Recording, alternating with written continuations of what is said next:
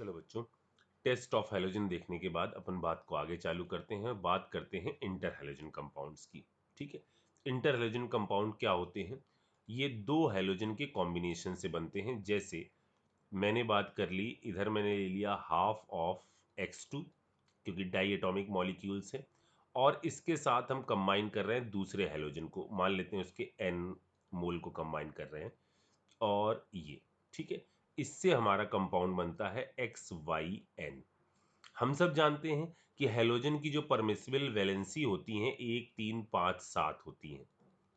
बताया था मैंने, एक अनपेयर्ड है, फिर एक को और कुदा दोगे 3 अनपेयर्ड, एक को और कुदा दोगे 5, फिर एक को और 7। ठीक है, यानी इससे हमारा जो कंपाउंड्स, इंटर हैलोजन कंपाउंड्स बनते हैं वो इस टाइप के होंगे, XY या XY3 या XY5 या XY7, XY5 या XY7, इस टाइप के ये इंटर हैलोजन कंपाउंड्स बनते हैं। ठीक है, अच्छा, अब यहां पर होता क्या है, आपको यूज करना पड़ता है। यदि आप इनके हाइब्रिडाइजेशन देखोगे तो इनमें d ऑर्बिटल इन्वॉल्व होंगे। ठीक है, d ऑर्बिटल इन्वॉल्व करने के लिए d की एनर्जी को आपको थोड़ा कम करना पड़ेगा। होता क्या है बच्चों, जैसे मान लो s ऑर्बिटल हैं, p हैं और d हैं। आपको d ऑर्बिटल को यदि हाइब्रिडाइजेशन में इन्वॉल्व करवाना है तो यहां पर d की एनर्जी जो होती है वो थोड़ी ज्यादा होती है। इसको यदि आपको हाइब्रिड ऑर्बिटल में इन्वॉल्व करवाना है तो उसको आपको इसकी एनर्जी को कम करना पड़ता है, जिससे ये p के कंपेरेबल हो जाए और तब आपका sp d आपस में मिक्स हो सके।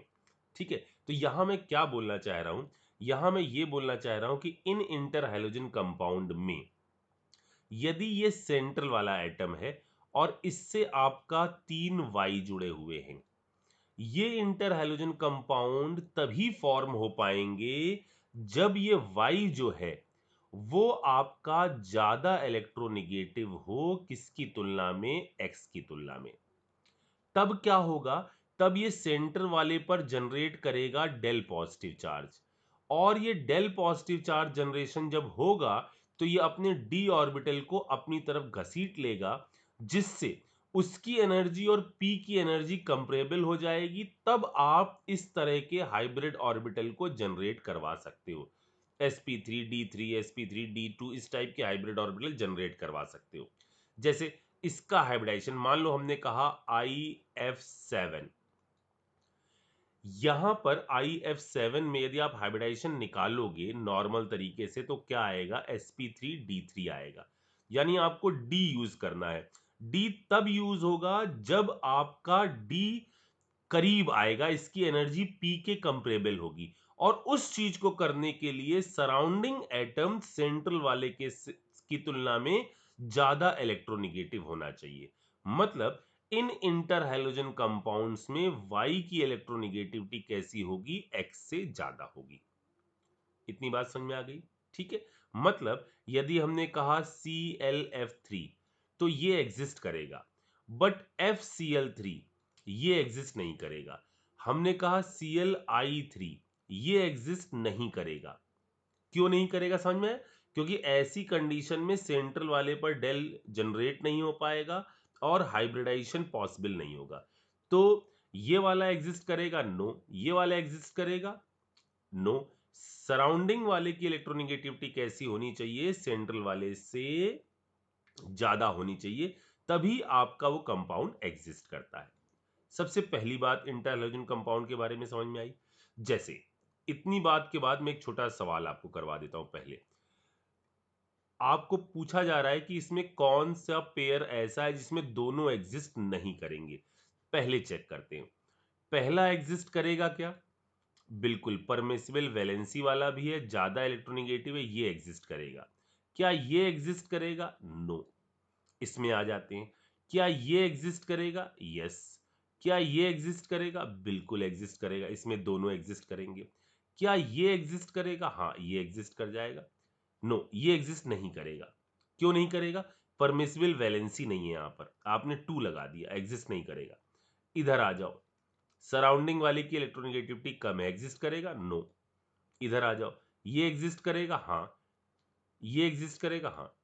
आपसे पूछा गया कौन सा एग्जिस्ट नहीं करेगा, तो इसका सही जवाब होगा चेन्नई।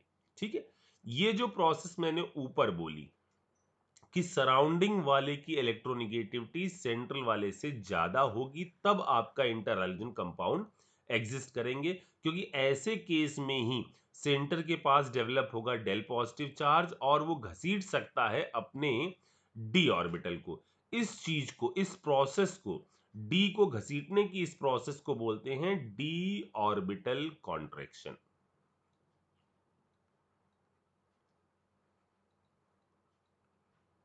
ठीक है, अच्छा, अब इंटर हैलोजन कंपाउंड पर यदि हम हाइड्रोलिसिस करवाएं, जैसे ये दे दिया गया, इस पर आपसे कह दी गई हाइड्रोलिसिस करवाओ, ये एग्जिस्ट कर रहा है, तो हाइड्रोलिसिस कराने में सिंपल सी चीज याद रखिए, जैसी आपने पहले पढ़ी थी, क्या कि ऑक्सीडेशन स्टेट पर कोई चेंज नहीं आएगा। जैसे यहां -1 है, यहां कितनी है +3, यानी क्या चीज बन जाएगी। अब Cl के जो ऑक्सी एसिड होते हैं हमको पता है HClO है, HClO2 है, HClO3 है, तो इसका क्या बन जाएगा HClO2 प्लस HF।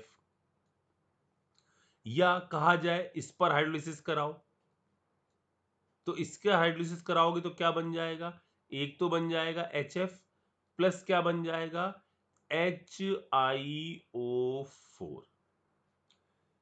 समझ में आ रही मेरी बात। आपका काम यह है कि आप मुझे बताओ कि इसका हाइब्रिडाइजेशन क्या होगा पहले, तो फिर अपन आगे बात करते हैं। ठीक, तो पहली बात ये है इंटर हैलोजन कंपाउंड के बारे में। दूसरी बात, यहां मैं दूसरी बात को नोट करके लिख रहा हूं, ये जो इंटर हैलोजन कंपाउंड होते हैं ना बच्चों, ये हैलोजन की तुलना में ज्यादा रिएक्टिव होते हैं, क्योंकि इन पर चार्जेस मौजूद रहते हैं, प्लस माइनस चार्ज रहता है। ठीक है, तो यहां मैं इस बात को लिखता हूं, all interhalogen compound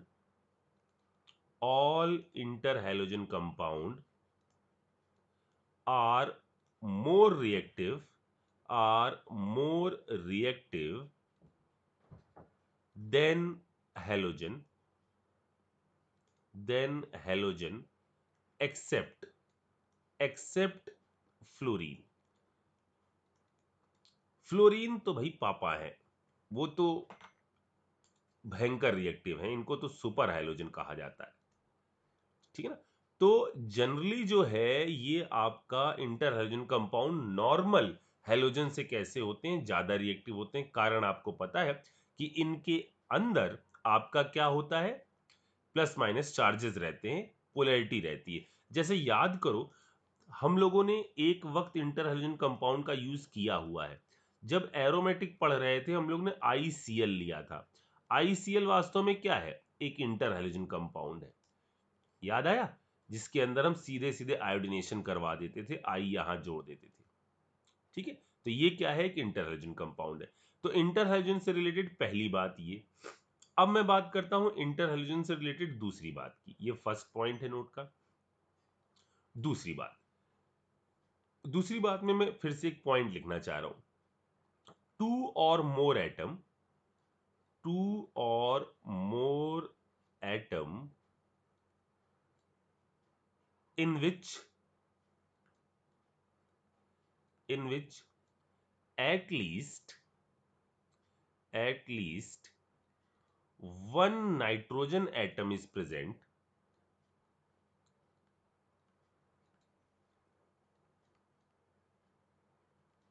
is called pseudohalogen।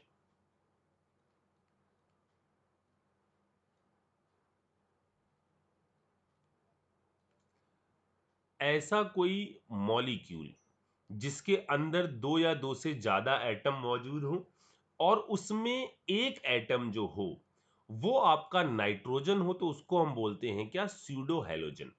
जैसे हमने कहा SCN-, या हमने कहा Cn-, ये सब हमारे किस टाइप के एटम हैं, ये हमारे स्यूडो हैलोजन है। और स्यूडो हैलोजन नहीं, इसको हम कहेंगे स्यूडो हैलाइड, इसको हम कहेंगे क्या, स्यूडो हैलाइड। और जब मॉलिक्यूल बन जाएगा तो उसको हम कहेंगे स्यूडो हैलोजन, इसको हम कहेंगे स्यूडो हैलाइड। ये है आपके क्या, स्यूडो हैलाइड।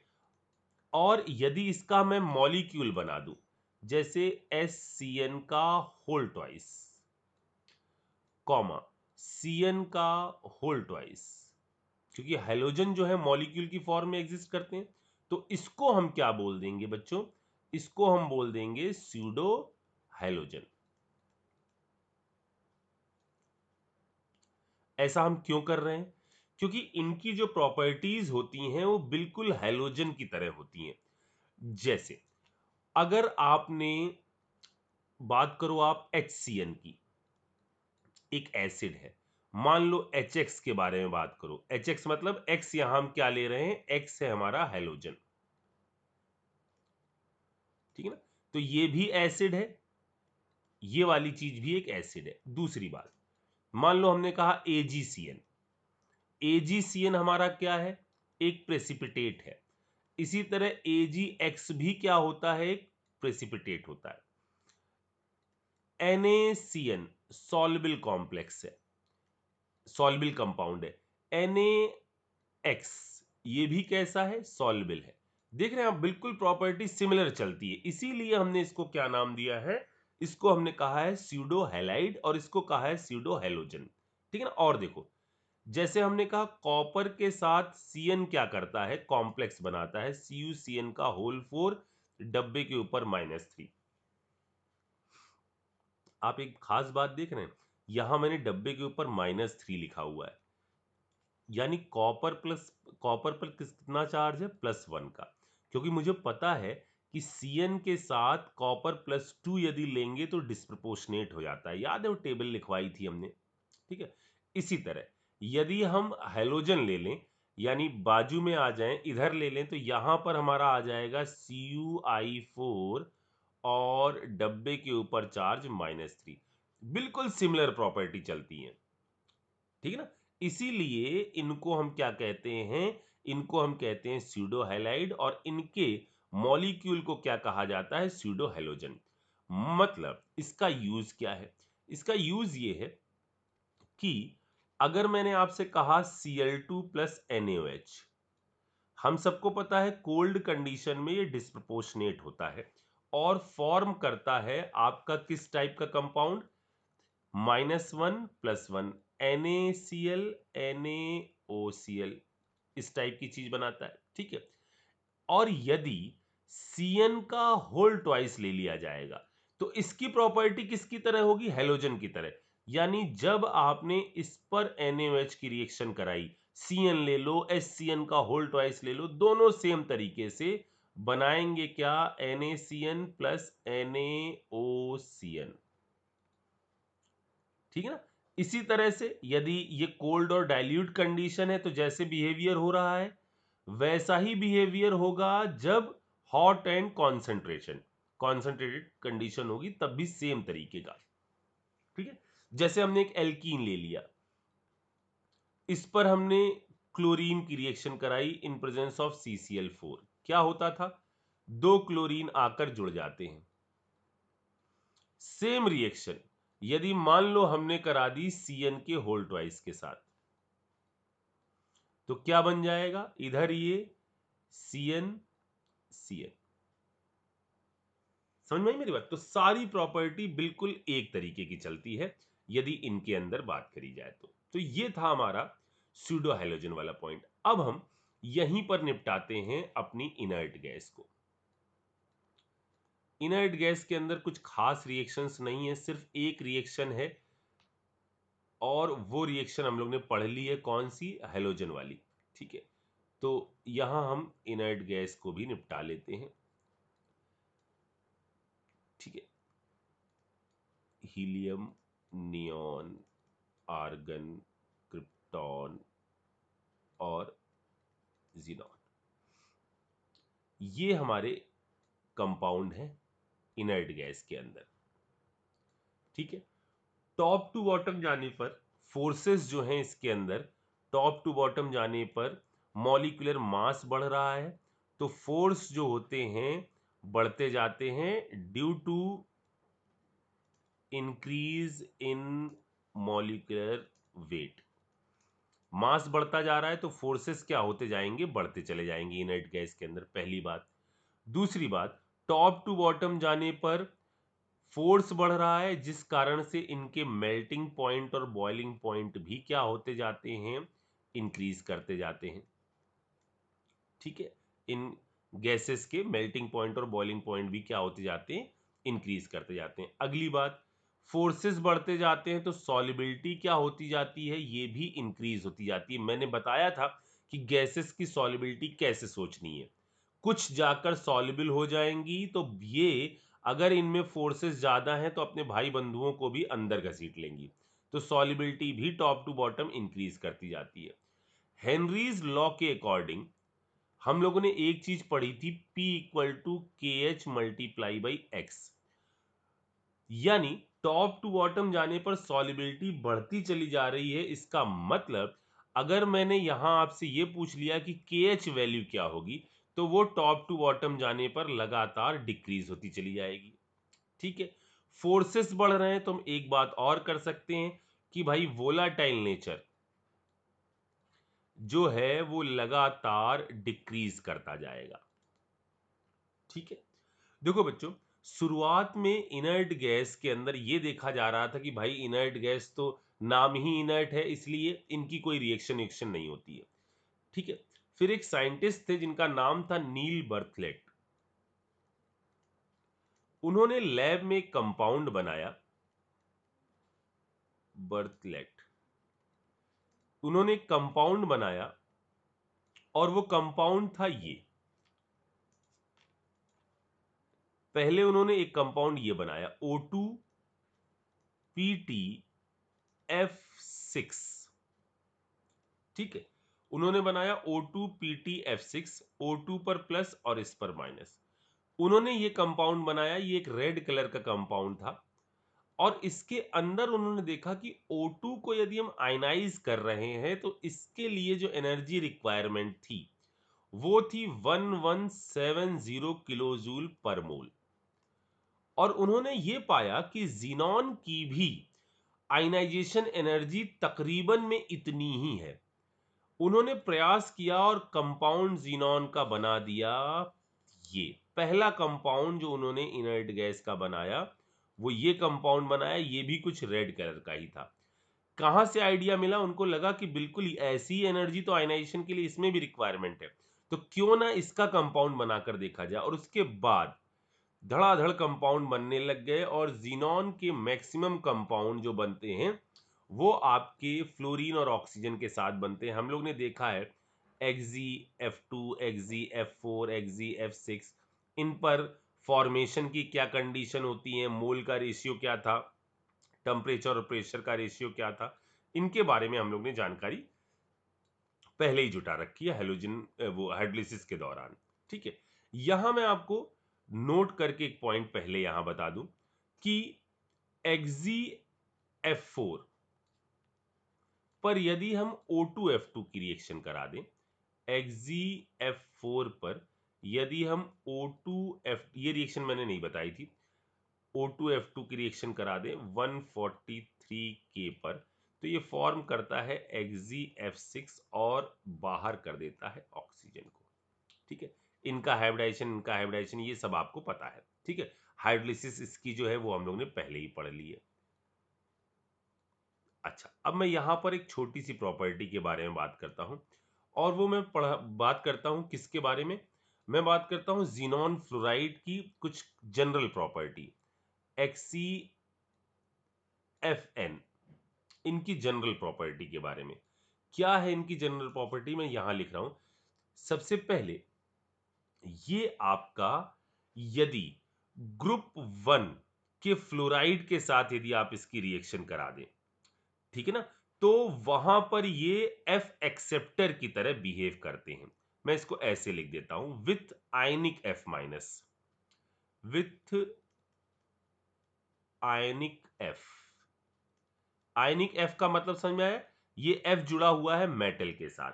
तो यहां क्या होता है, जैसे हमने ले लिया XzF6 मान लो, ठीक है, और हमने यहां पर ले ली MX, ठीक है ना, MX या MF लिख देते, MX नहीं MF।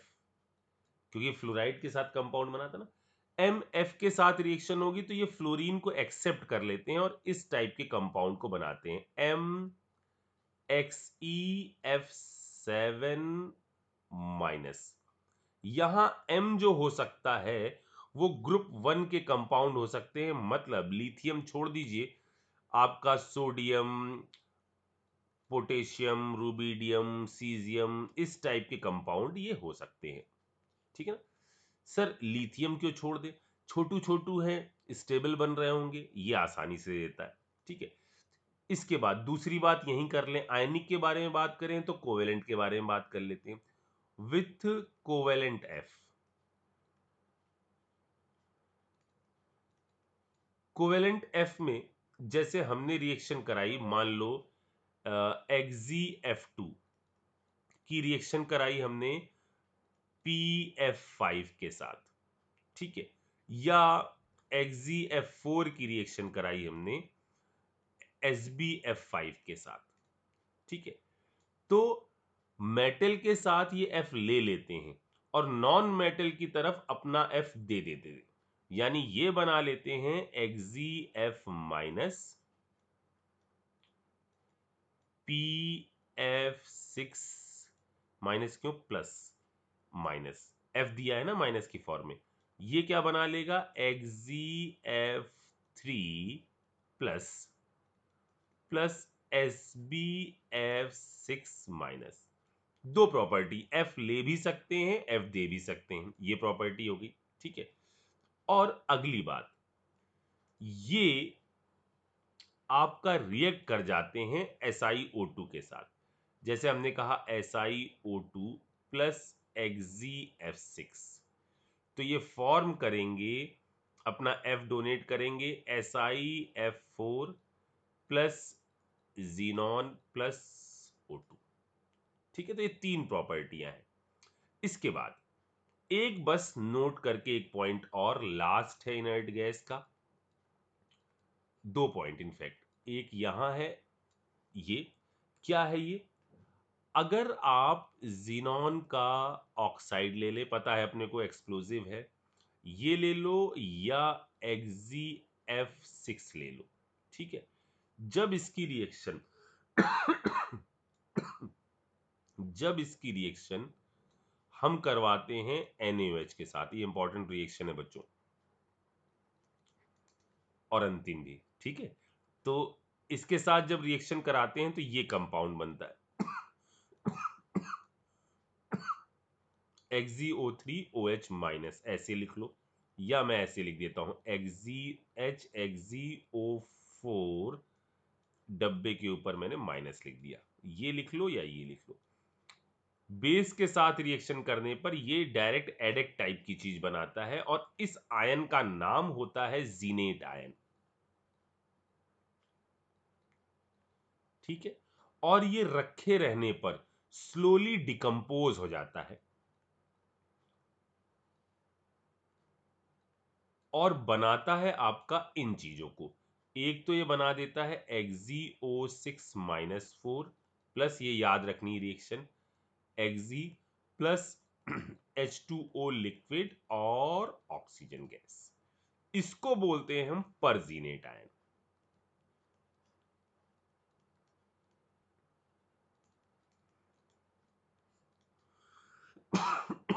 तो ये है जीनॉन की एक और रिएक्शन। इसके बाद एक पॉइंट नोट करके आपको लिखना है कि लार्ज जो एटम होते हैं इनर्ट गैस के, वो आपके ऑर्गेनिक कंपाउंड के अंदर इस तरह से ट्रैप हो जाते हैं और कैथलेट कंपाउंड बनाते हैं, ठीक है ना। ये कंपाउंड का फॉर्मेशन जो है ये आपका छोटे मॉलिक्यूल नहीं कर पाते, जैसे हीलियम और नियॉन इस टाइप के कंपाउंड नहीं बनाते, लेकिन इसके नीचे वाले जो हैं वो इस टाइप के कंपाउंड बना लेते हैं, ठीक है। इस पॉइंट को नोट कर लीजिए, ये मेंस के लिए इंपॉर्टेंट है, जेई में तो खैर, एडवांस में तो कोई मतलब नहीं है इसका। एडवांस के लिए इसकी इंपॉर्टेंट रिएक्शंस क्या हैं, हाइड्रोलिसिस ऑफ जीनॉन फ्लोराइड। तो क्या क्या हम लोग ने देखा, हम लोग ने यहां देखा कि जीनॉन के अंदर, इस फैमिली के अंदर टॉप टू बॉटम जाने पर फोर्स बढ़ रहे हैं, पहली बात हम लोग ने देखी, फोर्स क्या हो रहे हैं, बढ़ रहे हैं। फोर्स बढ़ने का हमने असर देखा, मेल्टिंग पॉइंट बॉइलिंग पॉइंट बढ़ता जा रहा है, विस्कोसिटी घटती जा रही है, केएच की वैल्यू घटती जा रही है, सॉल्युबिलिटी बढ़ती जा रही है। ठीक है, अगली बात हम लोग ने क्या देखी कि इनके जो है जिनॉन जो है, जो पहला कंपाउंड नील बर्थलेट ने बनाया था, उसके बाद ये लगा कि इस ऑक्सीजन की आयनाइजेशन एनर्जी बिल्कुल जिनॉन की तरह है, फिर उसके कंपाउंड्स बनने लग गए। ठीक है, कई सारे कंपाउंड बन गए। फिर हमने जिनॉन के फ्लोराइड की जनरल रिएक्शन देखी। ये ग्रुप 1 के फ्लोराइड जो होते हैं उनको, उनसे एफ जो है वो घसीट लेता है और नॉन मेटल के फ्लोराइड को एफ चिपका देता है, SiO2 को एफ चिपका देता है। और उसके बाद एक रिएक्शन हमने देखी कि XgO3 और XgF6 की रिएक्शन यदि बेस से कराई जाए, XgO3 और XgF6 की रिएक्शन यदि बेस के साथ कराई जाए तो जीनेट आयन बनता है और वो स्लोली डिकम्पोज कर जाता है परजीनेट आयन, वाटर, लिक्विड और जीनॉन गैस प्लस ऑक्सीजन के अंदर। ऑक्सीजन लिखा है मैंने, नहीं लिखा? लिखा। ठीक है, निपटाओ बच्चे जल्दी। इस तरह से अपना पी ब्लॉक में 15 खत्म हो गया, 17 खत्म हो गया, 18 खत्म हो गया, ये निपट गए। अब बचा है 16। ठीक है ना, उसको भी निपटा देंगे हम।